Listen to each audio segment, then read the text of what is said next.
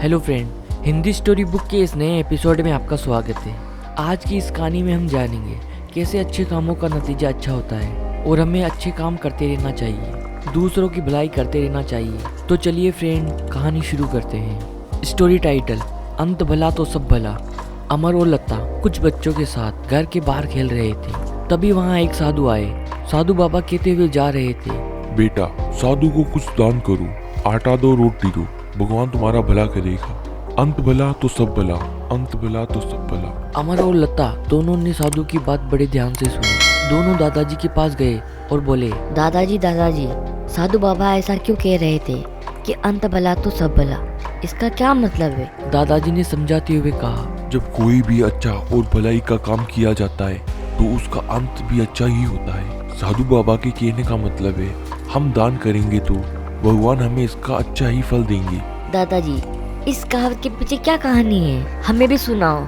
लता ने जिद भरे स्वर में कहा। बेटे, एक जंगल में अपने चेले के साथ एक महात्मा रहते थे। दादाजी ने कहानी शुरू करते हुए कहा, महात्मा दिन भर घोर तपस्या करते थे। चेला उसकी सेवा करता और जंगल से लकड़ियाँ, फूल, फल, जड़ी बूटियाँ आदि लेकर आता। एक दिन उसकी नजर झाड़ियों के पीछे हिलती हुई वस्तु पर पड़ी। उसने ध्यान से देखा, वहाँ हिरण का छोटा सा बच्चा घायल हालत में पड़ा झटपटा रहा था। उसके शरीर पर घाव थे और उनसे खून बह रहा था। चेले को ये देखकर दया आ गई। वे हिरण के उस अबोध घायल बच्चे को कुटिया में लेकर आ गया। उसे देखकर महात्मा को भी गहरा दुख हुआ।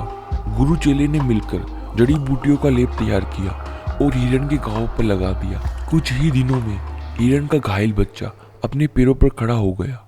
अब वे छलांग मारता दौड़ता हुआ कुटिया के चारों ओर चक्कर लगाता रहा। उसे देखकर महात्मा ने अपने चेले को कहा, देखिए बेटा, तुमने एक घायल और मुक्त प्राणी की सेवा करके उसकी जान बचा दी। बेटा, याद रखो, अच्छे काम का परिणाम हमेशा अच्छा ही होता है। हम जो भी कर्म करते हैं उसका फल हमें अवश्य मिलता है। अच्छे काम का फल अच्छा मिलता है। अंत भला तो सब भला।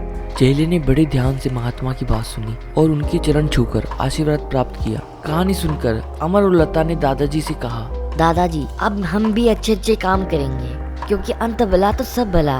ये बात सुनकर दादाजी हंस पड़े और बोले, शाबाश बेटे, याद रखो, जरूरतमंद, लाचार और दीन दुखियों की मदद करना सबसे बड़ा पुण्य का काम है। जैसे अंधे का रास्ता बनना, भूखे को रोटी खिलाना, प्यासे को पानी पिलाना आदि। तुम अपने किसी एक साथी की मदद कर सकते हो जो पढ़ाई लिखाई में पिछड़ गया हो। उसकी कठिनाइयां दूर करने की कोशिश कर सकते हो। असहाय लोगों की मदद करने से ईश्वर प्रसन्न होते हैं और हमारे मन को भी बड़ी शांति मिलती है। दादाजी की ये बात सुनकर अमर और लता ने अपने मन में प्रतिज्ञा की कि भविष्य में वे लाचार लोगों की मदद अवश्य करेंगे। अमर ने एक चार्ट पेपर पर बड़े बड़े अक्षरों में लिखा, अंत भला तो सब भला, और उसे अपने स्कूल के डिस्प्ले बोर्ड पर लगा दिया। इस बात में कोई संदेह नहीं है कि इस कहावत को पढ़कर बच्चों के मन में दूसरों की भलाई के लिए भावना जागृत हुई। मोरल ऑफ द स्टोरी, इस कहानी से हमें ये सीख मिलती है कि हमें निरंतर लोगों की भलाई करते रहना चाहिए क्योंकि अच्छे कामों का परिणाम अच्छा ही होता है। वीडियो पूरा देखने के लिए धन्यवाद। और अब तक आपने हमारे चैनल को सब्सक्राइब नहीं किया है तो सब्सक्राइब कर ले और साथ इस बेल आइकन को जरूर प्रेस कर ले ताकि इन फ्यूचर आने वाली नई स्टोरी की नोटिफिकेशन आपको सबसे पहले मिले। धन्यवाद।